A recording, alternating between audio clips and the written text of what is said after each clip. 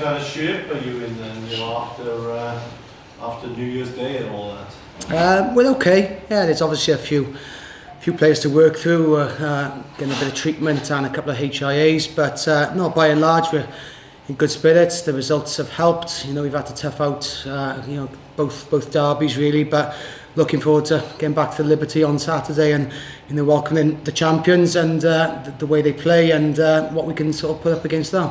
They actually won on you last year? Yeah, they did. They pulled our pants down really, but they showed the shoots of where their season was going, I think, and looking at them, they had plenty of positive endeavour. They caused us set piece problems, and yeah, I think it was obviously a sign of where we were struggling with certain things at that moment in time. But credit to them, I think they'll come down as well with no fear. They've beaten sides like Wasps and Toulouse this season. Okay, their league form has been slightly patchy at times, but the talent is there and the motive players there. Why do you think their league form has been patchy, Gruff? I couldn't tell you in exact terms. Obviously, they started slowly. Both ourselves and Glasgow played reasonably well in terms of winning over in Galway at the start of the year. That puts you on the back foot. And then I suppose they've had a few little injuries themselves. They've got to contend with big European competition and big hitters there, Wasps, Toulouse, but showing how competitive they can be, and then trying to manage all fronts, let alone some brutal Irish derbies recently, especially the Western derby with Munster was another biggie for them. How do you feel, Griff, that you performed over the festive period? Reasonably well. I think both tactically in both games. You look at the Scarlets only spent 27 seconds in our 22, so in terms of a side coming to the Liberty to try and turn us over, we're not giving them much chance to do so. Likewise the Dragons, I think it's well documented the type of game it was, but we managed it accordingly, and I think we had the armory on the field to put points on the board if needs be, but it was also about how we shut the Dragons down as well, and I think it's pleasing for us to show that we can play a different way, adapt to certain things, and not just be, as we've shown, the all singing, all dancing rugby team. There's probably different things that we can adapt to. How proud are you of that defensive record? You've gone close on 5 hours since conceding a try. Yeah, 296 is the sort of number we're flagging up around, something we're very protective of now, and hopefully we can grow that. But that's as good as the defensive systems Brad has brought in have been fantastic. Players have bought into them 100%, and you see that in terms of way we're sort of adapting to anything opposition throw at us. We've had a couple of games which have still given us some good learning around our defensive game this season, but also, more importantly for me, how we integrate attack and defence. I'm pleased as punch the amount of turnover tries we're picking up, but also where we attack the last 2 games in particular, that gives an opposition no real ins to the game. I think we've obviously had a couple of discipline moments. We've allowed the Dragons into our 22, 1 intercept which could have cost us, but by and large we've been pretty rigid in not giving opposition any sort of cheap ins. Is it your intention to give Sam some game time at 10 in the coming weeks?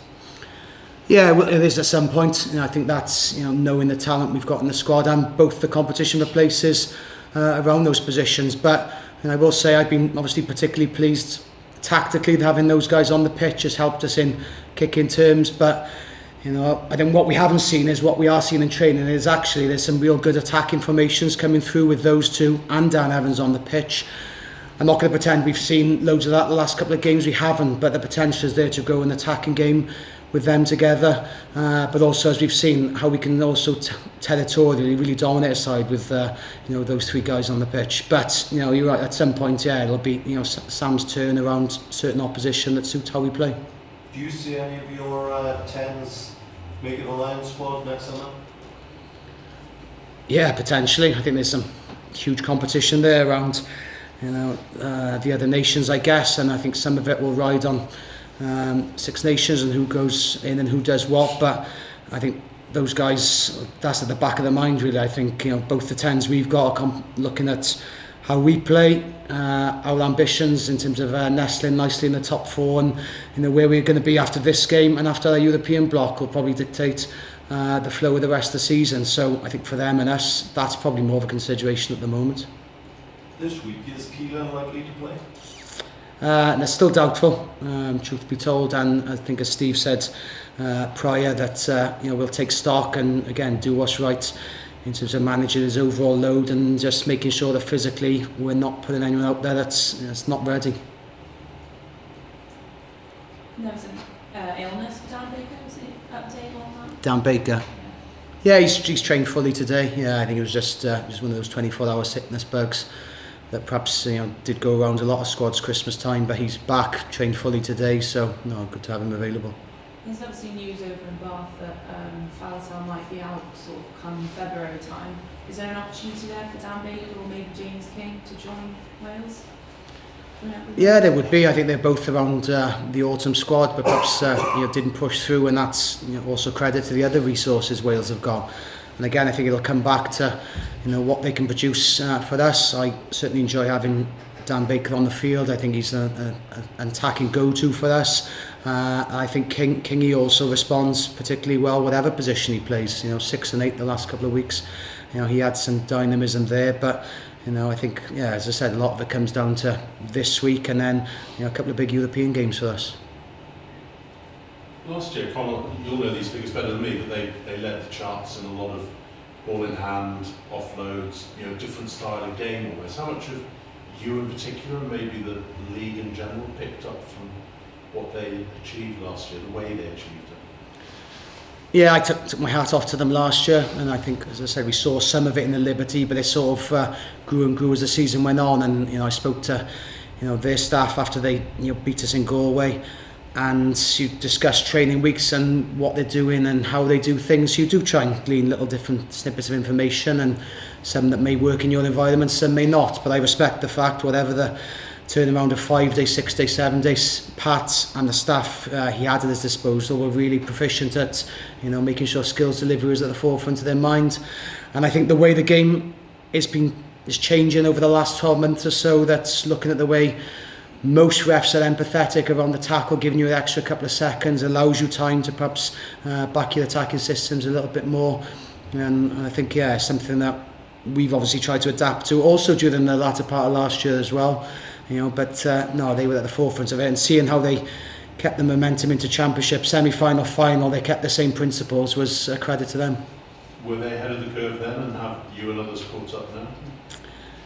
Yeah, they probably were in terms of last year and the way that the game was going, but I think hopefully, I'd like to think we've caught up. I think I do back ourselves in terms of the skills work we've done for a sustained period of time, and we've seen how that's grown in the summer to how we started the year. Like, we've had to adapt a bit recently, but we'd look at 1 to 15 that we're really encouraged by what we're doing ball in hands, with real confidence and conviction in the type of rugby we want to play.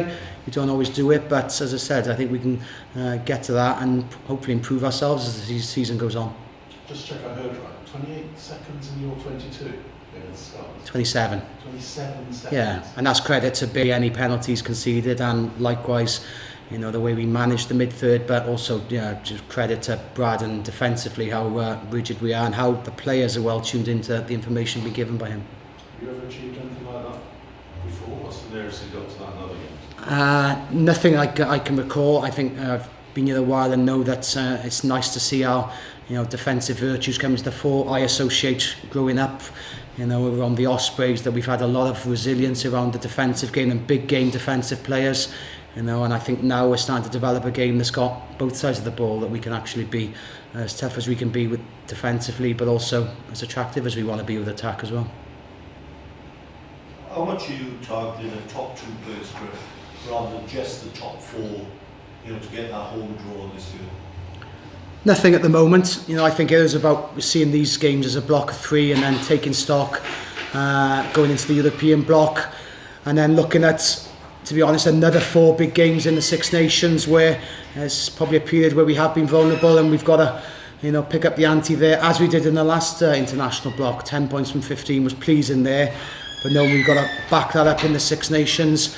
I think when you tend to look at it then, when you've got your 5 games to go, where are you, and pick those games off one at a time as they come through. But at the moment in time, it's around, this is a 3rd game of 3 that we want to pick off and then get ready for the next competition.